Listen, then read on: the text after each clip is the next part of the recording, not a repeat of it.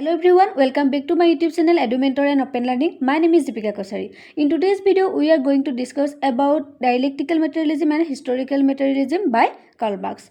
अगर आप लोगों ने मेरे YouTube चैनल को सब्सक्राइब नहीं किया तो please do subscribe my YouTube channel and साथ ही साथ बेल आइकन को भी प्रेस कर देना ताकि अपकमिंग वीडियो का नोटिफिकेशन आप लोगों को मिलता रहे. And this is my qualification. Let's start the video. Dialectical materialism. Dialectical materialism is the philosophical framework that Marx used to understand social and economic changes influenced by Hegel's dialectics. Dialectical materialism एक philosophical framework है. Marks ने use किया था economic and social changes को समझने के लिए Hegel से इन्फ्लुएंस होकर, और हेगल्स कार्ल मार्क्स का मेंटर था. Okay, according to Hegel the ideas is the essence of universe. According to Hegel ideas is the essence of universe. मतलब कि जो आइडिया या विचार है वहीं से सब कुछ और उन्हीं से ही पूरे यूनिवर्स का रचना हुई है. According to Hegel ideas will bring change in everything of society. Hegel का मानना था सबसे पहले आइडियाज आएगा और आइडियाज में कोई भी चेंजेस आएंगे तो उन आइडियाज में बदलाव होने के कारण सोसाइटी में भी बदलाव आएगा, और ये जो आइडियाज में बदलाव होगा समय के अनुसार वो डायलेक्टिकल मेथड होगा. And this changes in ideas take place by a particular method that is dialectical method. Okay, dialectical method. Thesis, antithesis and synthesis. Okay, Hegel according to Hegel सबसे पहले एक आइडियाज आएगा जो कि थेसिस होगा. अब कोई भी आइडिया अपने आप में कंप्लीट नहीं होता. सभी आइडियाज़ में कुछ ना कुछ कमी या खराबी होती ही है. तो इसलिए थेसिस के अगेंस्ट में और एक आइडियाज़ आएंगे, उसे हम कहेंगे anti thesis. Okay,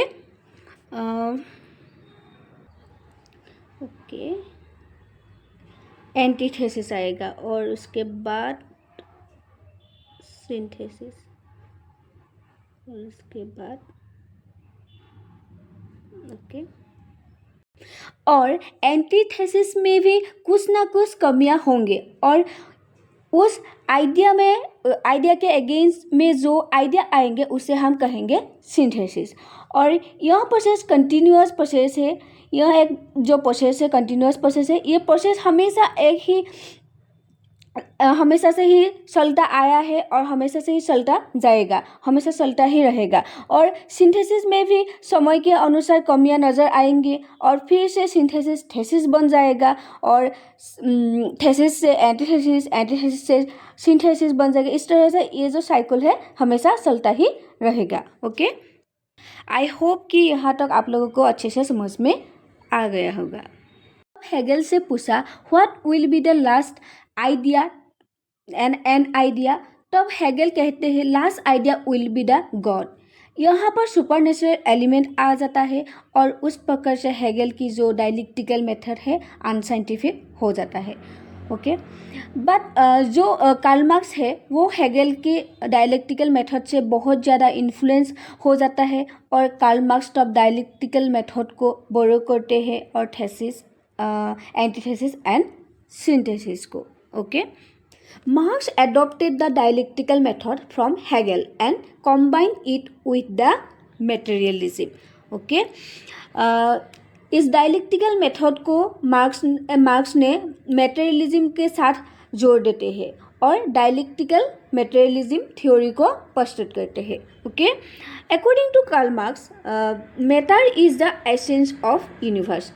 in matter will bring change in the everything of the society. अब हम लोगों को पता है कि according to Hegel ideas are the essence of universe, but according to Marx ideas are not the essence of universe. Matter is the essence of universe. जब matter change होगा तभी सोसाइटी में चेंजेस आएगा, अदरवाइज सोसाइटी में changes नहीं आएगा. Matter in the sense materialistic things जो हम लोग देख सकते हैं, टच कर सकते हैं, उसे हम मेटेरियलिज्म बोलते हैं। Okay, dialectical method, thesis, antithesis and synthesis. इसमें कार्ल मार्क्स कहता है कि सबसे पहले एक मेटर आएगा। ओके, हेगल कहते हैं कि सबसे पहले आइडिया आएंगे, लेकिन मार्क्स कहते हैं कि सबसे पहले मेटर आएंगे। और सबसे पहले जो मेटर आएंगे उसे हम कहेंगे थेसिस, और उसके अगेंस्ट में जो आएगा, जो मेटर आएगा उसको कहेंगे हम एंटीथेसिस, और इसके अगेंस्ट में जो आएगा, जो भी मेटर आएगा उसे हम कहेंगे सिंथेसिस। इस तरह से चलता ही जाएगा इस साइकिल को, थेसिस, एंटीथेसिस एंड सिंथेसिस, ऐसे करके हमेशा चलता जाएगा। अब हम स्टार्ट करते हैं historical materialism. Historical materialism theory को कार्ल मार्क्स ने दिया था। Okay, historical materialism is Karl Marx theory about how societies evolve and change over time based on material conditions of life rather than ideas or beliefs. Okay, Karl Marx born हुआ था capitalist society में। Okay, capitalism में दो class आया था, haves और haves not. Haves को बोर्जोइस भी कहते हैं और हैव्स नॉट को प्रोलेटेरिएट। ओके, कार्ल मार्क्स ने इन चीज़ों को अच्छे से समझने के लिए और फ्यूचर में कौन सी सोसाइटी होगी उसे समझने के लिए उन्होंने पास्ट की सोसाइटी को स्टडी करा। ओके, स्टडी किया, और पास्ट में उनको प्रिमिटिव कम्युनिज्म, स्लेवरी, फ्यूडलिज्म नजर आया। ओके, कार्ल मार्क्स ने फ्यूचर को प्रेडिक्ट करने के लिए ही पास्ट को स्टडी किया था। कार्ल मार्क्स ने इस थ्योरी में बताया किस तरह से हमारा economic mode of production change होने से हमारी सोसाइटी जो है डेवलप हुए और उनमें सेंस आता गया। तो उन्होंने 6 या 5 स्टेजेस दी थी सोसाइटी को लेकर। ओके, कैसे सोसाइटी डेवलप हुई है और कैसे सोसाइटी डेवलप हुई है, प्रॉपर पैटर्न के थ्रू डेवलप हुई है। Okay, according to Marx, human history is nothing but the class struggle of different phases. Okay, first आएंगे primitive communism. Okay, primitive communism is the first start हुआ था primitive communism से। Okay, जहाँ पर कोई भी क्लास नहीं था, हंटिंग गैदरिंग करते थे लोग, बहुत ही एक सिंपल सोसाइटी था। नो प्राइवेट प्रॉपर्टी भी नहीं था। Okay, everything belongs to everyone. Okay, everything belongs to everyone. And then उसके बाद आएंगे स्लेवरी, उसके बाद आता है स्लेवरी या फिर एंशियंट सोसाइटी। इसमें मास्टर्स और स्लेव आ जाता है। ओके, उसके बाद आते हैं फ्यूडलिज्म या एस्टेट, इसमें लैंड और सर्फ आते हैं। ओके, नेक्स्ट आता है कैपिटलिज्म, इसमें 2 क्लास आते हैं, एक है हैव्स और हैव्स नॉट। हैव्स को प्रोलेटेरिएट भी कहते हैं और हैव्स नॉट को बुर्जोइस कहते हैं। ओके, नेक्स्ट आते हैं सोशलिज्म या कम्युनिज्म।